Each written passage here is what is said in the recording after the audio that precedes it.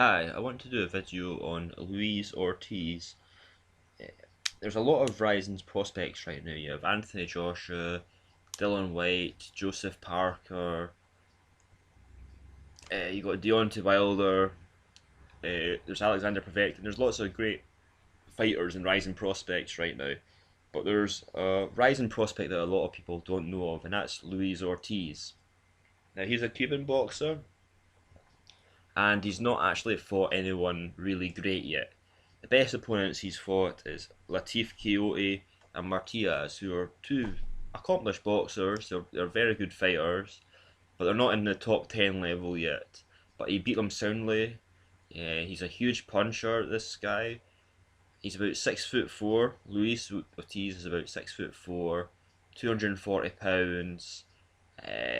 He's strong. He's a massive power puncher. Out of the 23 wins he's had, he's KO'd 20 of them easily. He's very skilled. You can see it while watching him. He takes his time. He's confident. He boxes and he has the punch. He's not just a big wild puncher out there. He doesn't just let his hands go. He is a really great boxer, and this has been proven. His amateur record, is second to none.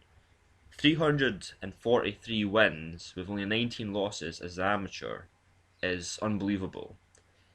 That's better than any amateur record I've ever seen before for any great heavyweight. It's better than Muhammad Ali's record. It's better than Wladimir Klitschko's record. It's better than Vitaly Klitschko's record, Mike Tyson's, Anthony Joshua's, Alexander Povetkin, who's also got an amazing amateur record, better than any of their records.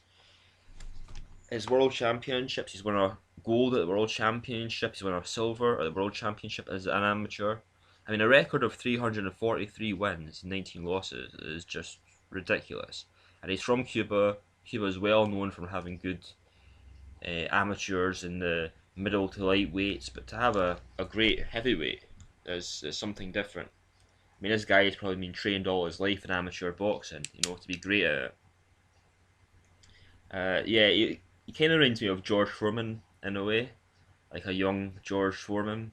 But a lot of people forget this right now about George Foreman. But back in the day, if you'd actually watch a lot of George Foreman's old fights against Frazier, and after he won the belt, you'll hear the news reporters, well, the commentators, talking about him. They'll say, yeah, he's a big puncher, but he's not a very skilled fighter. They'll say it at the time. People don't say it now because he's a Hall of Famer and he's in the top 10 heavyweights of all time for good reason.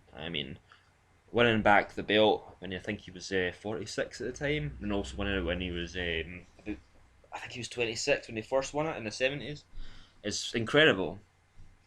It's something that'll probably never be ever done again. And but yeah, no offense to George Foreman, but people said back then he wasn't the most skilled boxer. And if you actually watched him, especially the Ron Lyle fight was a great fight to watch, but there wasn't that much skill in it. It was like watching a Rocky fight. It was like, God, why didn't you just lift up your hands and protect yourself from some blows, or stay away from him and then come in with a couple of shots to counter. It was just slugging. It was like a bar fight, really. And George Foreman didn't display a lot of skill, and not all his fights. A lot of his fights he displayed some skill, but nothing like Luis Ortiz is really the real deal. He's got great skill. He's got fast hands. When he comes in with them big fast knockout punches, they just come out of nowhere. The next thing you know, the nice guy's lying right in the ground, and they're really hard punches. They're really hard, fast punches. He's great at countering. He's highly skilled. He's got great foot movement, great jab. He's got an 84-inch reach, which is longer than Wladimir Klitschko. He's only 6'4", but he's got an 84-inch reach, which is longer than Wladimir Klitschko. So it balances itself out a bit. Am I saying he could beat Wladimir Klitschko? No, that would be a stupid thing to say right now, because he's never actually fought any really top 10 level of opposition right now. But the great news is he's going to be fighting Brian Jennings in December. I don't have the exact date right now. And it looks like he's definitely going to beat Brian Jennings. He's got a better amateur pedigree by a million miles in Brian Jennings. And he's been looking far more explosive and just brings so much more attention to himself than Brian Jennings did when he rose up through the ranks to get into the top 10.